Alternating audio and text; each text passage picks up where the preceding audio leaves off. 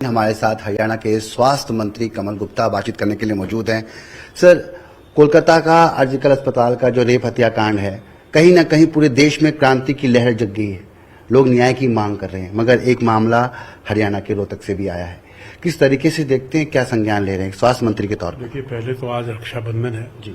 मैं आपके व्यूअर्स को और आपको रक्षाबंधन की बधाई देता हूं और परमपिता परमात्मा से आप सब लोगों के जीवन की मंगल कामना करता हूं। और जो ये आपने प्रश्न किया, बड़ा यक्ष प्रश्न है, बड़ा चिंता करने वाला प्रश्न है। बंगाल में जो हुआ और जिस प्रकार से वहां की सरकार ने इसको हैंडल किया, हमारे यहाँ भी मेरे संज्ञान में कल एक मेडिकल कॉलेज रोहतक के डेंटल विभाग की एक छात्रा का केस आया। तुरंत हमारे डिपार्टमेंट ने, हमारे महकमे ने उसके खिलाफ एक्शन लिया, उसको कॉलेज से रेस्टिगेट किया और पुलिस ने भी एफआईआर करके उसको सलाखों के भीतर कर दिया।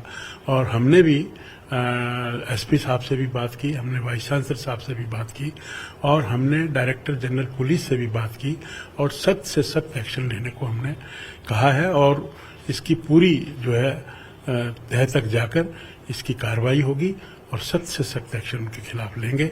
और मैं आपकी जानकारी के लिए आज मेडिकल कॉलेज में जा भी रहा हूं ताकि मामले को पूरी तरह से छानबीन के उसकी तह तक पहुंचा जा सके।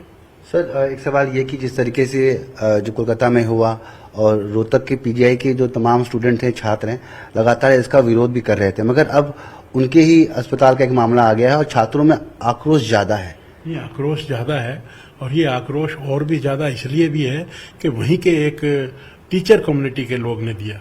ये और भी ज्यादा हीनियस क्राइम में समझता हूँ कि टीचर और स्टूडेंट, अगर टीचर स्टूडेंट के साथ इस तरह की बदतमीजी और हरकतें करेगा तो उसको बख्शा नहीं जाएगा।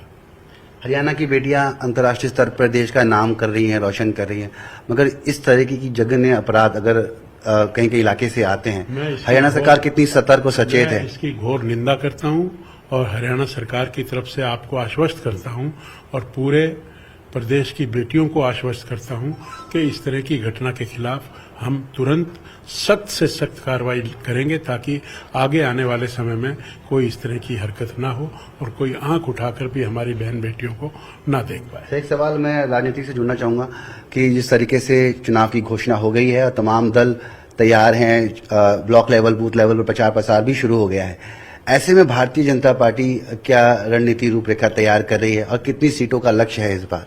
भारतीय जनता पार्टी पूरी तरह से तैयार है और भारतीय जनता पार्टी हर समय पूरी तरह तैयार रहती है। हमारा तो सारा संगठन, चाहे वो राष्ट्रीय अध्यक्ष, चाहे वो प्रदेश अध्यक्ष, चाहे वो जिला अध्यक्ष, चाहे वो मंडल अध्यक्ष, बूथ अध्यक्ष, पन्ना प्रमुख, हमारा सब तैयार रहता है।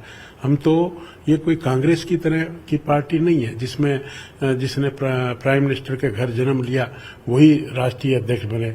और उनके तो पिछले 10 साल से कांग्रेस का हरियाणा में कोई प्रदेश का गठन नहीं हुआ, उनके जिलों के अध्यक्ष अभी तक नहीं बनाए गए।